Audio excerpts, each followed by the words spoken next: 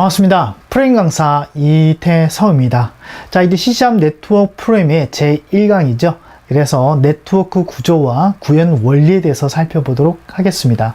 자, 본 강의 안에서는요, 네트워크에 대한 기본적으로 우리가 알아야 될 그 같은 개념에 대해서 설명을 드리고요.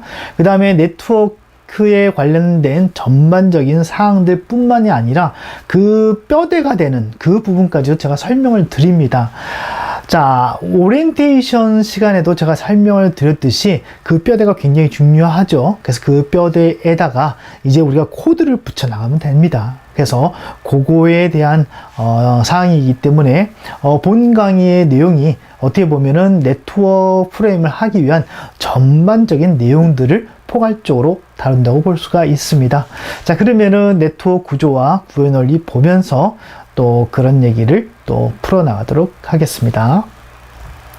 자, 먼저 목차는 제가 이 정도로 이렇게 생각을 했습니다. 먼저 서버와 클라이언트를 바로 알자. 그래서 서버와 클라이언트에 대해서 물론 지금은 뭐 게임 서버라든가 뭐 이런 부분들이 많은 사람들이 알려져 있기 때문에 서버와 클라이언트에 대한 어떤 그런 개념들이 모호하지는 아마 않을 겁니다. 그래서 그렇지만 서버와 클라이언트를 프로그래밍을 하는 프로그래머 입장에서는 서버와 클라이언트에 대한 개념을 분명히 알아야 되고요. 그래서 그거에 대한 설명을 드리고요. 그 다음에 TCP/IP 서버와 클라이언트를 제가 설명을 드립니다. 그래서 이 부분이 이제 앞으로 우리가 여기에다가 이제 코드를 붙여 나가게 되는 그 중심축에 해당이 되죠. 그래서 이 부분을 설명을 드릴 때 두 가지로 나눠서 드립니다. 그래서 TCP 서버하고 UDP 서버를 제가 설명을 드릴 텐데요. 요 내용을 여러분들이 잘 이해를 하셔야지만 코드를 붙여 나가는데 큰 어려움이 없습니다. 자, 그 다음에 여러분들 엄지척! 그 다음에 구독과 좋아요 필수인 거 아시죠? 예, 그 정도 여러분들 뭐 어렵지 않을 거라 생각합니다. 자, 그러면은 이 목차에 따라서 제가 설명을 드리도록 하겠습니다. 자, 제일 먼저 서버와 클라이언트 부분을 보도록 하겠습니다. 네트워크의 기본 개념 이렇게 제가 제목을 잡았는데요. 물론 뭐 네트워크의 뭐 개념에 대해서는 뭐 여러 가지가 있습니다. 하지만 이 네트워크라고 하는 이 단어가 그렇게 낯설지는 않죠. 그래서 우리가 보통 뭐 관계를 한다든가 아니면 이 사람과 이 사람을 연결을 해서 뭔가 우리가 작업을 한다고 했을 때 네트워크를 뭐 잘해야 된다 뭐 이런 말도 간혹 하는 때가 있습니다. 그래서 네트워크라고 하는 것은 연결을 한다는 얘기죠. 즉 넷이라고 하는 망이라고 하는 부분과 워크라고 하는 이 같은 그 단어가 합쳐져서 넷, 즉 망 안에서 우리가 일을 하는 그것을 네트워크라고 얘기를 합니다. 자, 그런데 이와 같은 망 안에서 우리가 뭐 일을 한다 그래서 뭐 삽들고 뭐 이런 게 아니라 어떻습니까? 데이터를 주고받는 것이죠. 데이터를 주고받으면서 내가 원하는 데이터 주고 내가 원하는 데이터 받고 그 다음에 주고 뭐 이런 것을 해야 되겠죠. 그래서 그런 것들을 하기 위해서 어떤 뭐 자기 마음대로의 어떤 방식을 가지고 있는 것이 아니라 이 그 주고받는 그 형식을 이미 정해놨습니다. 그래서 그 같은 형식을 우리가 여기까지 프로토콜이라고 얘기합니다. 지금 우리는 어떤 형식을 따지지 않고 지금 인터넷을 하고 있죠. 그 다음에 파일을 주고받는다든가 또 메일을 쓴다든가 이런 부분을 하고는 있습니다. 하지만 그 부분들은 이미 사용자가 사용하기 쉽게 우리가 제공하는 서비스에 해당이 되고요. 그 다음에 그것을 하기 위한 그 기반이라는 것이 있습니다. 그 기반의 가장 기초가 되는 부분들이 뭡니까? 프로토콜에 해당이 됩니다. 자, A라는 단어를 저쪽에 줬습니다. 보냈습니다. 근데 받는 쪽에서 어떻습니까? 그 A라는 단어를 자기자기 나눠서 받는다든가. 그렇죠? 이렇게 된다면 엉뚱한 데이터가 가겠죠. 그렇기 때문에 서로가 약속을 하자. 그래서 여기도 나오듯이 프로토콜이란 것은 인터넷상에서 컴퓨터 간에 데이터를 주고받을 때 주고받기 위한 하나의 약속이다. 그리고 뭡니까? 형식이다 라고 되어 있죠. 그래서 그와 같은 형식이 이미 정립이 되어 있고 그 다음에 그와 같은 부분들은 이미 인터넷이라고 하는 망이 깔리면서 이 부분들이 다 정립이 되어 있고요. 그 다음에 우리가 OS 안에서도 이와 같은 형식들이 다 정립이 되어 있습니다. 그래서 우리가 데이터를 주고받을 때는 그 같은 규정된 서로 간의 약속이 있구나. 그 약속에 의해서 이렇게 동작하는구나. 그러면은 우리가 프로그램을 한다고 하면은 어떤 것을 알아야 될까요? 그 약속된 그 형식을 아는 것이 굉장히 중요하겠죠. 왜 그렇습니까? 그 형식에 따라서 데이터를 보내고 받아야 되기 때문이겠죠. 자, 그래서 이와 같은 프로토콜을요, 이렇게 풀어서 얘기도 할 수 있고요. 또는 뭐라고 하냐면 통신 규약이라고 얘기합니다. 통신. 서로 간에 데이터를 주고받는 그와 같은 행위를 얘기하죠. 그래서 통신을 하기 위한 규약, 약속이라는 얘기죠. 그래서 그것이 바로 프로토콜이라고 하는 그 같은 개념으로 우리가 보통 통용돼서 용어를 사용을 합니다. 그래서 이 프로토콜이라고 하는 이 용어 정도는 여러분들 이해를 하고 계셔야만 합니다. 자, 그 다음에 네트워크 하게 되면은 가장 프로토콜이라고 하는 내용들과 먼저 배우는 것이 이 OSI 7 레이어라고 해서 이 7계층을 이렇게 배웁니다. 그래서 일반적으로 네트워크에 관련된 책 안에서는 이 OSI 7계층에 대한 내용들을 설명을 다 합니다. 사실은요. 그 다음에 이 OSI는 국제 표준 기구이죠. 그래서 거기에서 우리가 네트워크를 통해서, 망을 통해서 어떤 데이터를 주고받을 때는 이런 형식에 의해서 어떤 데이터를 주고받는 것을 우리가 규정하자, 또는 어떻습니까? 디자인하자 라고 해서 이미 그것이 표준화되어 있습니다. 그래서 오늘날 우리가 사용하고 있는 모든 인터넷은 바로 이 기반 위에 여러 가지 응용 프로그램이 붙어서 그 같은 데이터를 전하거나 또는 받거나 하도록 되어 있습니다. 자, 그래서 OSI 7 레이어 이렇게 7계층이 되는데요. 여기 나오듯이 컴퓨터 네트워크 프로토콜에 대한 디자인, 그렇죠? 디자인이 형식이겠죠. 그 다음에 통신을 이제 계층별로 나눴습니다. 그렇죠? 구분을 한 것이죠. 그래서 그 구분에 대한 어떤 규정을 OSI 7 레이어라고 얘기를 합니다. 그래서 이것은 이렇게도 풀어서도 얘기를 하지만 이것은 결국엔 뭡니까? 프로토콜입니다. 어떤 통신하기 위한 형식이죠. 그 형식에 대한 부분들을 기능별로 나눈 거를 바로 OSI 7 레이어라고 얘기합니다. 그러니까 7 레이어이기 때문에 어떻습니까? 이 7계층이 있는 것이죠. 자, 7계층이 있는데요. 이 7계층을 우리가 직접적으로 사용하는 건 아니고요. 이런 부분들은 이미 랜 카드라든가 인터넷 망에서 이미 해결을 해주고 있고, 또한 라우터라든가 이런 쪽에서 이미 다 해결을 하고 있습니다. 그뿐만 아니라 또 일부는 OS의 영역 안에 이미 들어와 있죠. 그래서 우리가 프로그래머가 실질적으로 사용하는 것은 이와 같은 어떤 계층별로 나눠진 그것들을 직접적으로 우리가 다루는 것이 아니라 그 다음에 이 OS에서 제공해주는 어떤 서비스가 있습니다. 그 서비스를 뭘로 한다? 프로그램을 사용해서 그것을 거기다가 얹어주는 것이죠. 얹어줘서 보내고 받고 하는 그 부분이 이제 실질적으로 프로그래머 하는 부분입니다.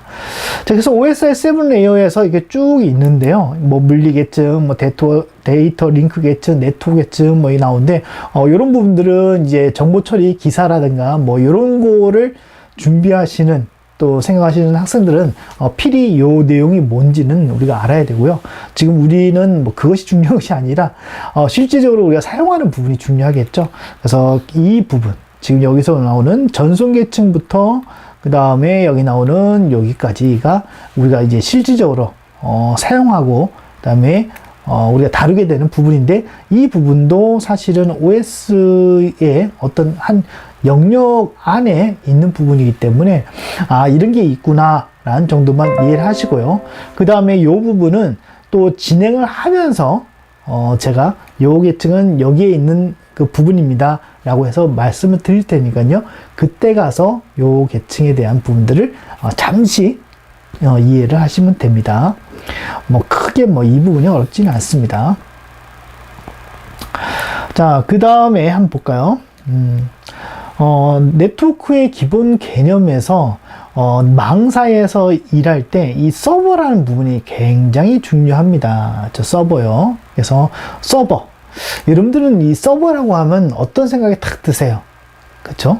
여러분들 서버라고 하면은 아마 컴퓨터가 아마 생각나실 겁니다. 제 생각에는요. 저도 처음에 네트워크를 할 때, 서버라고 했을 때 그 컴퓨터만 생각했었지, 실제로 그 컴퓨터에서, 그와 같은, 다수의 클라이언트의 응용 프로그램들을 받아서 뭔가 처리할 수 있는 프로그램까지는 생각을 못 했어요. 하지만 이 서버라고 하는 이 개념 안에는 두 가지의 개념이 같이 들어있습니다. 그래서 첫 번째는 뭐냐면 하드웨어적인 개념과 그다음에 소프트웨어적인 부분이 있는데요. 이 서버는 하드웨어적인 부분, 그래서 컴퓨터 자체를 얘기한 때도 있습니다. 그 반면에 소프트웨어적인 부분에서 그 서버의 역할을 해줄 수 있는 프로그램이 동작하는 컴퓨터를 뭐라 한다? 서버라고도 얘기를 합니다. 즉, 그 같은 서버 프로그램이 실행되고 있는 그 같은 컴퓨터를 얘기를 하죠. 자, 그래서 저도 이거 위키백과를 백과를 잘 사용하는 편인데요. 요 서버에 대한 부분들을 찾아보면 이렇게 나옵니다. 클라이언트에게 네트워크를 통해서, 그렇죠? 인터넷망을 통해서겠죠, 그렇죠? 정보나 그 다음에 서비스를 제공하는 뭐다? 컴퓨터는 뭐겠습니까? 하드웨어죠. 그 다음에 프로그램 뭐겠습니까? 소프트웨어죠. 그래서 요 두 가지 개념이 바로 서버에 들어 있습니다. 자, 그 다음에 서버는 우리가 하드웨어적인 부분을 봤을 때는 일반적인 컴퓨터와는 좀 차이가 좀 있습니다. 왜 그러냐면 서버는 365일, 그 다음에 24시간, 그렇죠? 풀 가동이죠. 이 서버가 다운되면은 욕먹죠. 예, 그렇기 때문에 이 서버는 굉장히 안정적이어야 되고요. 그 다음에 1차 전원이 나가더라도 또 2차 전원이 또 들어와서 이 컴퓨터가 다운되지 않고 계속 돌아갈 수 있도록 그런 부분들까지 다 고려를 해야 됩니다. 그렇기 때문에 보드에 대한 어떤 수명도 길어야 되고요. 그 다음에 메모리라든가, 그 다음에 CPU도 어떻습니까? 365일 계속 돌아가기 때문에 일반적인 CPU가 아닌 또 서버용 전용 그런 CPU가 따로 있습니다. 그래서 그런 그 하드웨어적인 조건들, 그 다음에 24시간 365일 돌아가기 때문에 전기도 적게 먹을 수 있는, 그렇죠? 그런 컴퓨터만 하겠죠, 서버요. 그래서 그런 서버가 이제 그 컴퓨터가 이제 서버용으로 사용되고 일반 PC하고는 완전히 구별이 됩니다. 또한 가격대도 당연히 어떻습니까? 비싸겠죠. 예. 그래서 그런 컴퓨터를 우리가 서버로 사용을 하고요. 그 다음에 프로그램으로 본다면 우리가 그 C# 윈도우 프로그램 할 때 우리가 다뤘던 게 뭡니까? MS SQL. 그렇죠? 이거 다뤘었죠. 그래서 MS SQL은 어떻습니까? 서버 프로그램입니까? 클라이언트 프로그램입니까? 당연히 서버 프로그램이죠. 왜 그렇습니까? 다수의 어떤 그 접속자가, 그렇죠? 그 MS SQL로 물릴 수가 있고 또 연결이 가능하죠. 그 다음에 그 MS SQL은 여러 사람들한테 어떻습니까? 또 그 데이터베이스의 정보를 보내주죠. 예, 그렇기 때문에 MS SQL과 같은 이 부분은 이제 서버라고 서버에 해당되는 그 같은 프로그램입니다. 자, 그 다음에 우리가 그 웹 서버라고 얘기하면 특히나 이제 웹 서버도 PHP를 이용한 것도 있고 아파치도 있고 여러 가지가 있는데요. 마이크로소프트에서 나온 것은 IIS라고 하는 요 부분이 있죠. 그래서 요것은 이제 웹 서비스를 해줍니다. 내가 홈페이지를 만들어 놓으면은 접속을 하게 되면은 그 메인 홈페이지를 클라이언트에게 전달해서 클라이언트 영역에서 그 내용을 볼 수 있도록 이렇게 해주죠. 그래서 그런 서버 프로그램이 따로 있습니다. 그래서 그런 서버 프로그램을 실행하고 있는 그 컴퓨터를 뭐라고 한다? 바로 서버라고 얘기를 합니다. 그래서 서버에는 서버 프로그램이 있어야지만 실제로 어떻습니까? 서버의 역할을 하겠죠. 예. 자, 클라이언트입니다. 자, 클라이언트는 사용자라고 보면 되겠죠. 그 다음에 우리가 네이버에 접속한다든가, 그죠? 아니면 유튜브에 접속한다 했을 때, 우리는 입장은 뭡니까? 전부 다 클라이언트가 되는 것이죠. 자, 그럼 유튜브는 어떻습니까? 바로 서버가 되는 것이죠. 예. 그래서 여기도 보면은 네트워크를 통하여 어디에 접속합니까? 여기 나오듯이, 그쵸? 예, 서버라고 하는 컴퓨터에 무엇으로? 원격으로 뭐합니까? 접속을 하죠. 자, 접속을 할 때는 뭐가 필요합니까? 거기에 따른 응용 프로그램이 필요합니다. 그렇죠? 그냥 컴퓨터만 딸랑 켰다고 해서 되는 것이 아니라 우리가 웹브라우저라든가 뭐 이런 것들을 이용을 해서 접속을 하게 되죠. 그 다음에 사용자 컴퓨터를 또한 클라이언트라고 얘기를 합니다. 예, 어차피 컴퓨터가 있어야지 이런 응용 프로그램을 돌릴 수가 있는 것이죠. 예, 자, 그러면은 문제 한 가지 내볼게요. 대표적인 클라이언트 프로그램, 우리가 가장 많이 쓰는 클라이언트 프로그램은 여러분들 뭐가 있을까요? 여러분들 한번 생각을 해보세요. 우리가 이제 가장 많이 쓰는 클라이언트 프로그램은 뭐겠습니까? 웹브라우저가 있죠. 그래서 뭐 익스플로러라든가 뭐 이런 것을 이용해서 뭐 여러 가지 사이트에 접속해서 웹서핑을 합니다. 그렇죠? 그래서 그 프로그램 자체가 이제 클라이언트, 전용 클라이언트죠. 예, 클라이언트 프로그램에 해당이 되죠. 그 다음에 여러분들이 게임 같은 경우에, 그렇죠? 게임 같은 경우도 어떻습니까? 게임 서버가 따로 있죠. 서버가 따로 있고, 우리가 게임을 실행하기 위해서, 그 클라이언트 프로그램을 다운로드 받죠. 받아서 우리가 접속을 해서, 그 다음에 게임을 하는 그런 형태로 진행을 해 나갑니다. 그래서, 우리 사용자 입장에 있는 프로그램을 뭐라고 한다? 클라이언트라고 얘기를 하고, 요것도 하드웨어와 소프트웨어 두 가지 개념을 같이 가지고 있다는 거 여러분들 기억하시기 바랍니다. 자, 그러면은 지금 서버하고 클라이언트에 대해서 지금 설명을 드렸습니다. 자, 그러면은 이제 앞으로 우리가 하게 되는 네트워크 프로그래밍 하게 되면은 우리가 어떤 프로그램을 하게 됩니까? 바로 두 가지 프로그램을 하게 되는 것이죠. 첫째는 서버에 대한 프로그램을 해야 되고요. 그 다음에 클라이언트 프로그램을 당연히 해야 되겠죠. 서버만 있다고 하면은 서버 자체로서는 어떤 기능도 안 하죠. 클라이언트가 어떻게 했습니까? 접속을 했을 때 거기에 따라서 반응하죠. 내가 만약에 유튜브에 들어간다고 했을 때 내가 유튜브에 접속을 해야지만 거기에 있는 서비스를 내가 제공받잖아요. 하기 때문에 이 서버와 클라이언트는 같이 동작을 해야 되고, 우리가 해야 될 부분은 이 두 프로그램을 배우고 또는 개발하고 구현하는 것이 우리의 목적이라고 볼 수가 있습니다. 자, 그래서 여기도 보면은 클라이언트가 있고요. 그 다음에 서버가 있고요. 망을 통해서 우리가 접속을 하죠. 예. 자, 요것이 기본 개념이었습니다. 뭐 그렇게 어렵지는 않죠. 제일 첫 번째 프로토콜에 대해서 제가 설명을 드렸었고, 그 다음에 두 번째 뭐 서버 클라이언트, 뭐 여러분들 다 아실 수도 있겠지만 한 번 더 정리한다는 생각으로 말씀을 드렸습니다. 자, 그 다음에 TCP/IP 서버와 클라이언트를 보도록 하겠습니다. 이 부분이 실제 본격적으로 우리가 이해를 해야 될 부분이고, 앞에서 했던 그런 기본 개념 에다가 이제 조금 더 깊이 있는 그런 내용이 해당이 됩니다. 그래서 이것이 가장 기본이 되는 뼈대에 해당이 되죠. 자, 그러면 TCP/IP 서버 클라이언트 우리 재밌게 한번 보도록 하겠습니다. 자, TCP/IP는요 전송 계층입니다. TCP/IP 프로토콜이라 해서 전송 계층에 해당이 됩니다. 자, 전송 계층이라는 것은 뭐겠습니까? 데이터를 주고받는 것이죠. 주고받을 때 어떻게 주고받을 것인가, 이런 부분에 대해서 이미 다 결정되어 있는 그 부분이 바로 TCP/IP에 해당이 되고요. 특히나 이 IP 부분, 이것은 이제 TCP라고 하는 부분과 이제 IP가 합쳐진 부분인데요. 자, IP는 어떻습니까? 사용자와 목적지 간의 그 경로라든가 이런 부분들에 대해서 확보를 해주는 그 같은 프로토콜이 바로 IP 프로토콜에 해당이 되죠. 그래서 TCP/IP, 그래서 뭐 다루 떼지는 않고요. TCP/IP라고 보통 얘기를 합니다. 그래서 TCP/IP는 전송에 관련된 역할을 한다 라고 여러분들이 기억을 하시고요. 그 다음에 반가운 소식은 그러면은 TCP/IP에 대한 부분들을 우리가 일일이 다 구현을 해야 되는가, 전송을 해야 되기 때문에 그렇지는 않다.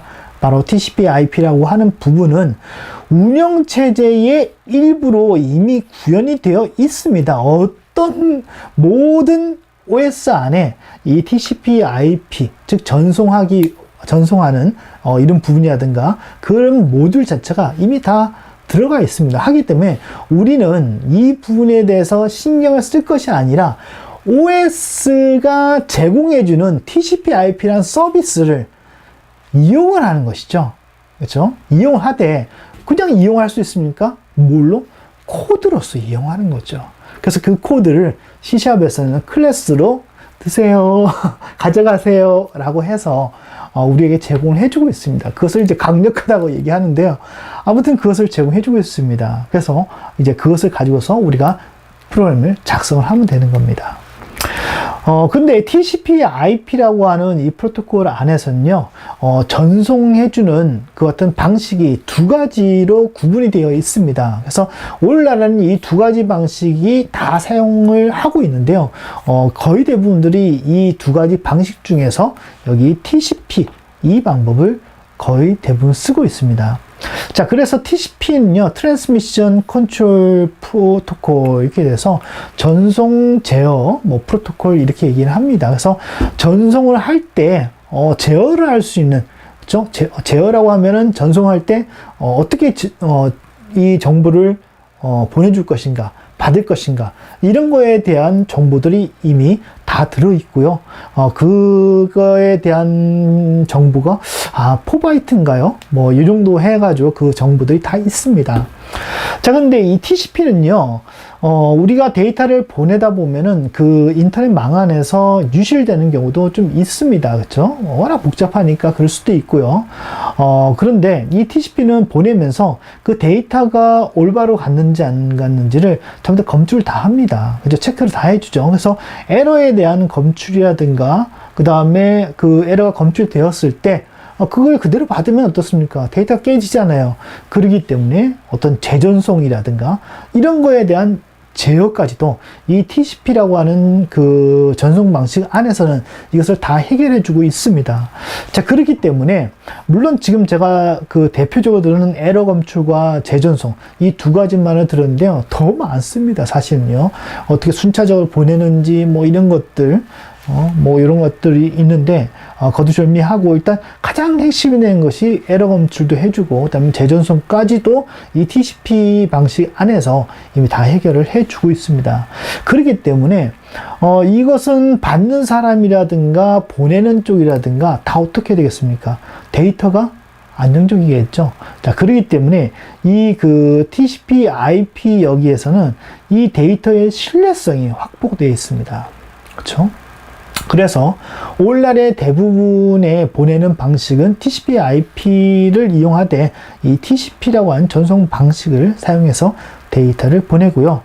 그 다음에 UDP라는 것이 있습니다. 그래서 TCP는 이런 여러 가지 검출하고 이런 부분이 있지만 그냥 보내는 것으로서, 그렇죠? 쏴주는 것으로 끝내는 그런 쪽에서는 이 UDP 방식을 사용합니다. 그래서 UDP는 이 TCP에서 쓰는 이 에러 검출이라든가 재전송이라든가 여러 가지 기능이 있는데요, 그런 기능들을 다 빼버린 거죠.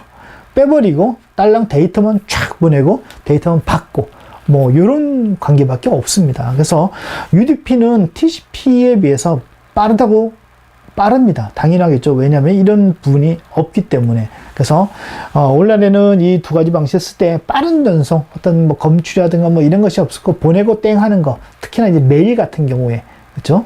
보내고 땡이죠. 네, 그래서 그런 경우는 UDP 방식을 쓰기도 하고요. 그 다음에 그 나머지는 거의 대부분이 TCP 방식을 사용을 합니다. 자, TCP/IP에서 이제 서버에서 다수 클라이언트 응용 프레임을 구분하는 방법이 과연 무엇일까요? 자, 한번 보세요. 자, 서버가 있습니다. 서버가 있고요. 자, 여기 나오듯이 클라이언트가 있고요. 그 다음에 여기도 클라이언트가 이렇게 있습니다. 근데 클라이언트가 100대인 거예요. 그렇죠? 서버는 한 대입니다. 그 다음에 100개 중에서 30개는 A 프레임, 그 다음에 20개는 K 프레임, 그 다음 나머지 쭉쭉 있겠죠. 그래서 접속을 합니다. 한 컴퓨터에. 접속을 하면은 이 서버라는 프레임에 접속한 얘네들이, 그렇죠? 이 클라이언트들이 어떤 응용 프레임인지를 알아야 되잖아요. 그렇죠?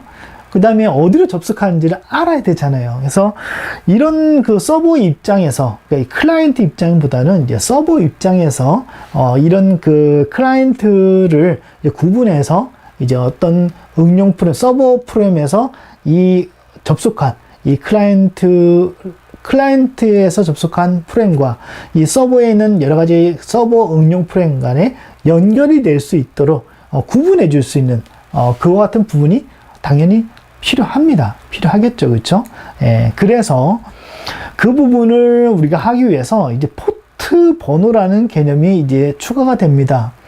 우리가 이제 우리가 인터넷에 접속한다고 했을 때 물론 뭐 www.naver.com www.youtube.com 이렇게 접속하겠지만 그 사실 도메인 주소는 사실은 IP 주소라고 하는 번호로 이루어져 있죠. 274.4.6.7 이런 번호로 되어 있습니다. 근데 우리가 번호를 다 기억하지 못하기 때문에 그런 번호 대신 그런 도메인 이름을 대신해서 쓰는 것이죠. 예, 그래서 우리가 접속할 때는 전부 다 이 IP 주소를 가지고서 접속을 합니다. 그렇죠? 동일한 걸로 접속하죠. 하지만 서버 입장에서는 오는 이 클라이언트들을 이제 구분해서 서버 프레임을 동작시키기 위해서 이 포트 번호라는 개념이 하나 더 추가가 되어 있습니다. 그래서 포트 번호는 여기도 나오듯이요. 접속된 다수의 인용 프레임을 뭐 한다? 그렇죠? 구분하기 위해서, 그렇죠? 구분하기 위한 번호가 바로 뭐다? 포트 번호이다. 라는 거 여러분들 기억하시고, 포트 번호의 역할이 구분하기 위한 것이다. 누구를? 클라이언트를. 자, 근데 이 포트 번호를 마음대로 쓸 수 있는 것이 아니라요. 포트 번호에 이제 범위가 있습니다. 기본적으로는 0에서부터 65,535까지 번호인데요. 그 번호 안에서도 이미 OS 안에는 여러 가지 서비스를 하잖아요. 하기 때문에 예약된 그 같은 번호가 있습니다. 그래서 예약된 번호는 0에서부터 1023까지의 번호가 이미 예약되어 있고요. 이 예약되어 있는 번호는 쓰면 안 됩니다. 그렇죠? 안 되고요. 그 외의 번호.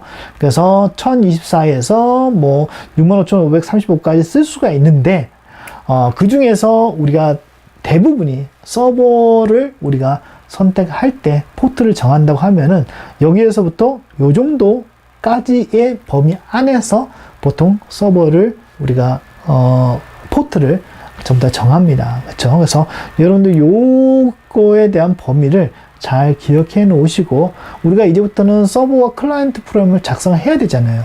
서버 프레임을 우리가 코딩을 해야 됩니다. 하기 때문에 이제 포트 번호를 지정할 때 요런 번호로 지정한다는 거 기억을 해 두시면은 도움이 되실 거라고 저는 생각을 합니다. 자, 그래서 예약된 번호의 한 예인데요. 7번 같은 경우에는 에코. 그렇죠? 이거 에코 부분은 제가 오리엔테이션을 얘기했었죠. 데이터를 바로 다시 돌려주는 그런 포트 번호를 쓸 때 7번을 쓸 수가 있습니다. 물론 꼭 7번을 쓰라는 얘기는 아닙니다.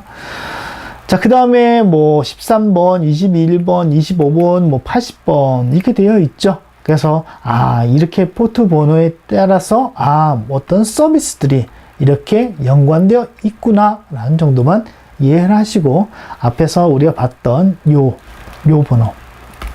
번호에서 하나만 여러분들이 지정을 하시면 됩니다. 어렵지는 않죠? 예. 자, 그러면은 TCP/IP 프로토콜을 사용하는 그 어떤 서버와 클라이언트 중에서 우리가 그 전송 방식에 따라서 TCP 서버와 클라이언트 부분을 같이 한번 보도록 하겠습니다. 이 부분 굉장히 중요하다고 볼 수 있습니다. 요 부분은요, 제가 다음 강의에서 설명을 드리는 것이 좋을 것 같아요. 자, 그래서 이 부분은 다음 강의에서 제가 설명을 드리도록 하겠습니다.